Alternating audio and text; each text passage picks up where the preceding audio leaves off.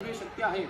तुम्हाला सोन्याचा गदा घे याच्या साह्यानं काही पूर्वेला, काही पश्चिमेला, काही दक्षिणेला, काही उत्तरेला काही 400 गदे मारून इथलं पूर्ण पाणी नष्ट करून टाका. पाणी हाकून टाका. पाणी हाकल्याच्या नंतर दिव्य ज्योती वर आलं. तितका सूर्याचा प्रकाश होतो, तेज असतो. तितका 10 गुणे ज्योती तेज होता. रात्रंदिवस एकत्र होऊ लागली. रात्रंदिवस कमी होण्यासाठी या 7व्या नंबरचे जे ज्योतिर्लिंग तामिळनाडूमध्ये रामेश्वरम, तिथून तुम्ही ऐकलं सुद्धा असाल, बघितलं सुद्धा असाल. तिथं त्रिवेणी संगम आहे. तिथून भीमाला 21 रीती आणून ते ज्योतिर्लिंग स्थापना केलेली आहे. ते ज्योतिर्लिंग स्थापना भीमाने केलेली आहे. विष्णू दर्शनासाठी आतमध्ये गर्भगाभारात जाणं लागतं. ती रीती एका ठिकाणी बसवली गेली, खाली ढसू लागली. साक्षात त्याला विष्णू भगवाने अवतार दिलेला आहे. म्हणजे शिव आणि विष्णू दोघांचं एकात्मिक रूप झालेलं आहे. नंतर पूर्ण मंदिर पांडवांनी बांधलं होतं. पांडवाची जी मोठी भाऊ होती उत्कृष्ट धर्मराज, त्यांच्या कारागिरीनं पूर्ण मंदिर डेव्हलपमेंट करतं. खालचं जे पूर्ण शिल्पकला आहे ती पूर्ण वरपर्यंत होता. वरचा जे पांढरा हिस्सा आहे तेवढा आवृत्तीच्या मुघल बशांना पूर्ण तोडून टाकला होता, खंडित केला. नंतर जे इंदोरचे महाराणी अल्लेख होळकर त्यांनी डेव्हलपमेंट केलेलं आहे. वरचं जे 350 वर्षापूर्वीचं आहे, खालचा पांडवांनी बांधलेला आहे. खालचा जे 5,500 वर्षापूर्वीचं आहे. या मंदिराचा मेन इतिहास तुम्ही ऐकला असाल. 1270 मध्ये हे पूर्ण मंदिर शिरलेलं आहे. ऍक्च्युली मंदिर 3 दरवाजे. पहिले जे मुख्य द्वार आहे पश्चिम दिशेचं आहे, दुसरं जे दक्षिण दिशेचं आहे आणि तिसरं जे उत्तर दिशेचं आहे. पश्चिम दिशेचं द्वार आहे इसवी सन 1270 मध्ये त्याच्या पाठीमागे पूर्व दिशेला होतं. तिथं पंढरपुरात संत नामदेव महाराज गुरु करण्यासाठी आले. त्याचे गुरुटून विसोबा खेचर ते का मात्र जर सोंग घेऊन पिंडर पाय झोपले होते. तर संत नामदेव चमत्कार बघितला. एका म्हणजे तुम्ही एका महादेवाचा आपण करता, तुमचे पायाचे बाजूला काढून ठेवा. ते विसोबा खेचर मी म्हातारा चालू, माझे पाय उचलत आहेत, तूच बाजूला काढून ठेव. किंवा संत रामदेवने विसोबा खेचरचे पाय बाजूला काढून ठेवले.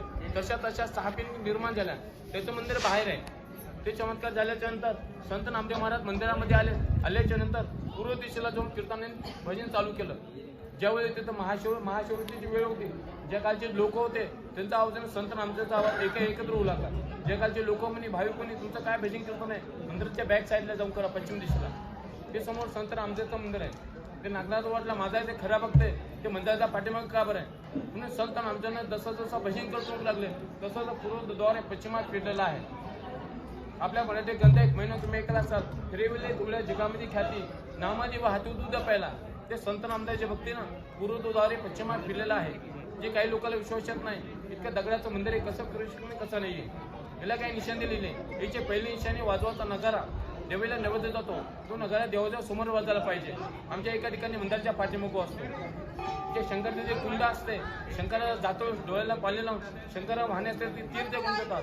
ते कुंड मंदिराच्या समोर पाहिजेत. आमच्या एका ठिकाणी मंदिराच्या पाठीमागे आहे. जे शंकराचा नंदी बैल असतो ते पूर्व दिशेला असतो. आमच्या एका ठिकाणी मंदिराच्या पश्चिम दिशेला आहे. याची 4थी निशाणी आहे. याला अमेरिका, जपान आणि भारतातील साहित्यिक लोकांनी डिक्लेअर केलेले आहे. तुम्ही म्हणू शकता हे मंदिर फक्त खालतून बघितलेलं मंदिरला पाया नाही, कुठल्या प्रकारचा पाया नाही मंदिरला. हे मंदिर फिरतो पूर्ण पाया सोडलेला आहे, पाया नाहीये. जसं आपण कसं जमून उभा आहे तसं मंदिर जमून उभा आहे, खालून पाया नाहीये. आणि भारतामध्ये 12 ज्योतिर्लिंग आहे त्याच्यामध्ये 8व्या स्थानावर येते. याला नागेश्वरम दारुकावनी सुद्धा म्हणतात. याला नागेश्वरम दारुकावनी का बरं म्हणतात? नागेश म्हणल्या ज्योतिर्लिंगाचं नाव आहे आणि दारू म्हणजे दारू नावाचा एक दैत्य याचा राक्षस. हा वने म्हणतात जंगलाचं नाव. आता बाहेर बघितलं पूर्ण जंगल आहे, वन आहे म्हणून याला नागेश्वरम दारुकावनी सुद्धा म्हणतात.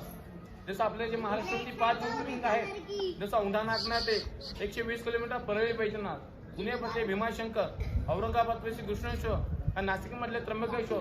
महाराष्ट्रात 5 ज्योतिर्लिंग आहेत त्याच्यामध्ये पहिल्या स्थानावर येते. तिला औंढा नागनाथ सुद्धा म्हणतात. तिला औंढा नागनाथ का बरं म्हणतात? औंढा गावाचं नाव आहे. नागनाथ म्हणल्याच्या नंतर 5,500 वर्षापूर्वीच्या अगोदर जेवढा मंदिराचा पूर्ण परिसर पूर्ण तलावणी जंगल होतं. जेवळचे नागलोक पूजा पाठ करायचे म्हणून याला औंढा नागनाथ सुद्धा म्हणतात. तुम्ही शंकराला किंवा ज्योतिर्लिंगाला परिक्रमा लावते, कधी अति परिक्रमा लावता कधी तर पूर्ण परिक्रमा चालते. इथे शिव आणि विष्णू दोघांचं एकात्मिक रूप असल्यामुळे इथं पूर्ण परिक्रमा चालते. जे भारतामध्ये 12 ज्योतिर्लिंग आहेत, 3 ज्योतिर्लिंग असे आहेत त्याला पूर्ण परिक्रमा चालते. जसं औंढा नागनाथ एक, नाशिक त्र्यंबकेश्वर आणि काशी विश्वनाथ 3 ज्योतिर्लिंग असे आहेत त्याला पूर्ण परिक्रमा चालते. इथं पूर्ण परिक्रमा का बरं चालते? जे शिव आणि विष्णू दोघांचं एकात्मिक रूप असल्यामुळे इथं पूर्ण परिक्रमा चालते. नागनाथ महाराज की जय.